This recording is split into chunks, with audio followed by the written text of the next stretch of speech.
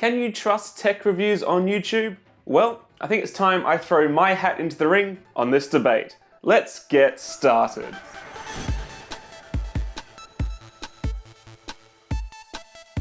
Hello, welcome back to Maker's Muse. My name is Angus, and well, there has been a lot of discussion recently on the legitimacy and trustworthiness of reviews.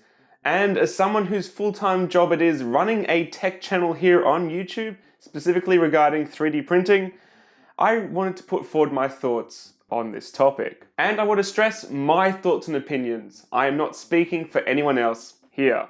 Alrighty, so let's tackle the first very human aspect to the concept of an unbiased review. I've used this term quite a few times in the past, and I was quite rightly called out for it. The meaning of unbiased is showing no prejudice for or against something or being impartial. That is, you analyze something without bias, without an inclination or prejudice for or against. And here's the catch, we as humans are incapable of this. You will always express some level of bias, even subconsciously, due to events of your past, your upbringing, and your experiences. So personally, it's taken me quite a few years to come to the realization that yes, every review out there is an opinion piece shaped by the experiences of the individual, and sure, you can have benchmarks and specs, but there's so many more factors when it comes down to reviewing a product, especially something like a 3D printer. And the thing is, that's okay, and it's just as valuable, if not even more so, than what a true impartial assessment of a product would be. If I use pure specs and some kind of analytical method to display print quality as a number out of 100, will that actually be useful? Will that actually really shape your decision more than a review that explores what a product might be good for, even if it's not as good at something else? And here's the thing. You're biased as well. Yep. Have you ever noticed you have a tendency towards a certain brand over another? Past experiences shape our future buying decisions just as they can shape our reviewers. I'm definitely subject to this when I go and buy a product, and it's something that's very common among the community. And I see this with view counts on the channel. Popular trending brands, when I review them, get a load of hits, while others will get pretty much none despite being, in my opinion, very good machines. Simply no one is looking for them because they're not as popular. And that's the underlying psychology out of the way. Now it's time to move towards the darker side of YouTube reviews. Cherry picking, affiliate marketing, and paid reviews. Let's tackle cherry picking first, as it's something that can happen without the reviewer's knowledge and even sometimes be completely accidental on both sides, the supplier and reviewers. But it's still a misleading practice and does need to be addressed. The concept of cherry picking is this. The reviewer gets contacted to review a certain product and agrees. Instead of being sent one off the shelf from the warehouse like an average Joe would be if they were purchasing the product, the reviewer is instead sent a cherry-picked model, which is tested thoroughly by the manufacturer to make sure it works beyond what would be normal, and in some cases it even performs better than what a regular consumer would receive. There has been rumors of this happening in the PC industry for years, with higher bin processes intentionally reaching reviewers and even products performing differently when benchmarks are detected. The 3D printing industry hasn't been immune to this kind of practice either, unfortunately. Exactly 1 year ago, I reviewed the Cetus 3D printer. This machine here, a pre-production machine which was being launched on Kickstarter. Now this machine was explicitly pre-production, which I mentioned in the review, and I did also state things could change. But nonetheless, the review did result in many of you picking up this machine throughout the campaign. And fair enough, it's a great machine, I positively reviewed it, and it's backed up by a reliable manufacturer. Delivery day arrived and I started to get reports of the Z-axis just plummeting down on power off with the machines that were being shipped from the campaign. You see, the Cetus uses belts for the Z-axis, however my pre-production unit has some kind of back EMF passive braking, which means it drops down quite slowly, but in the machines that were being shipped from the Kickstarter campaign, it was slamming down and in some cases damaging nozzles. So this is a perfect example of my review becoming unintentionally misleading when some of you got your machines in some respects. In another video, I went into great detail on how kit 3D printers can evolve over time, becoming better in quality or worse due to substituted parts or poor quality control. And I have a Wanhao Duplicator 7 I've been taking my time to review. It's a version 1.3.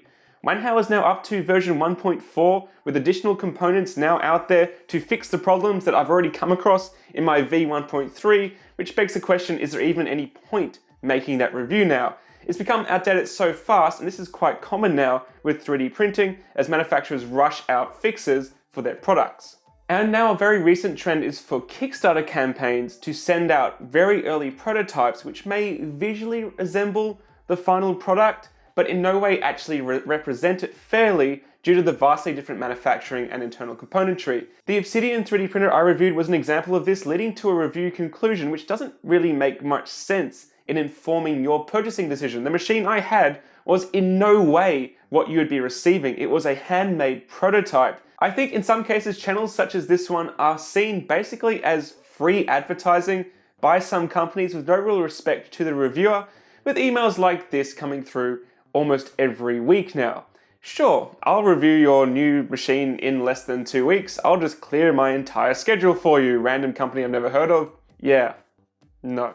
Okay, affiliate links. This is a big one, especially now with GearBest offering huge bounties for sales through their affiliate program. My personal stance on affiliate links is that they can color the outcome of a review, but not always. The reason affiliate links are so tempting for a creator is pretty simple. Reviews make pretty much no money on YouTube. Take a look at any of the big tech channels now on YouTube, and you notice that they've decreased their reviews and increased their projects, tutorials, and experiments. But when you throw in affiliate links into the mix, things get interesting. But don't just take my word for it. Here's the lifetime earnings for my review of the Prusa i3 Mark II, published 10 or so months ago. $500 Australian, which is about 400 USD by the way. It's a decent amount, but then consider the weeks of testing, plus days of filming and editing, and how much someone would charge a client for that kind of work if you're on a per hourly rate. Now consider if I had a similar affiliate code to GearBest, which is up to 12%. So imagine if 0.1% of those 165,000 views bought a machine for $699 USD, which is the kit price. That's an affiliate bounty of $13,840.20 USD. And obviously, the more positively you review a machine, the higher your conversion rate. Let that sink in. So, does that mean everyone putting affiliate links in the description is a shill? Well, no. Again, for YouTube to be a full-time job, you do need additional sources of passive income outside of AdSense, which is kind of crap. It's the creator's responsibility to not let the lure of money, though, color their otherwise honest review, but it's also up to you, the viewer, to never take one opinion as the gospel truth. Almost knocked over my drink. This goes for my videos as well. Please seek additional viewpoints before making a decision. It's pretty simple. And personally, I prefer not to use affiliate links for reviews, mostly due to pride. However, I do use them in tutorial and project videos on occasion. I also like to supplement my income with ebooks and paid files as well, but yeah, each to their own. It's also important to note that just because a reviewer may hold on to a machine after a review, doesn't exactly color their opinion of a product either. Do you think PC tech reviewers pay their rent with graphics cards? And while it may be tempting when starting out a review channel to be overly positive just so the company sends you more things, it will definitely come out in the wash. I would resist. Finally, we have paid reviews, which, yes, are a very real thing and are just downright wrong. Thankfully, it's usually pretty easy to spot due to a company's tendency to stranglehold the creator. Your BS alert should be going off if a review has nothing but positive things to say about a product, looks more like a showcase than an actual review, especially if it stands by itself among other less positive reviews. Also, watch out for coded URLs that lead back to a manufacturer's website. That's usually a big red flag. And let me be clear here.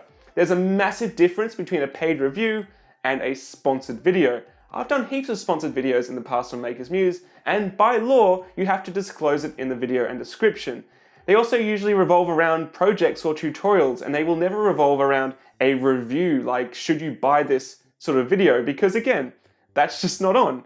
And that's going to do it, guys. I would love to hear your thoughts on the comments below. What do you look for when researching a product? The topics discussed here are not just limited to YouTube videos, with magazine articles long suffering similar issues with honesty and transparency. And if you're also interested in buying a 3D printer, but you find yourself overwhelmed, then I will invite you to register your interest for my upcoming 2017 3D Printing Buyer's Guide. I take the points discussed in this video and push them forwards into features you should be looking for, rather than relying on trending brands when it comes to looking for a 3D printer. It's due to come out in about a month or so. And also, if you found this video interesting and you're new to Maker's Muse, why not subscribe? This channel is all about empowering your creativity through advanced manufacturing, and I'd love to have you on board. My name's Angus, and I look forward to seeing you again very shortly here on Maker's Muse. Catch you later, guys. Bye. Here's the latter half of the 20th century, and man has sent rockets into deep space. He has placed satellites into orbit. And he has actually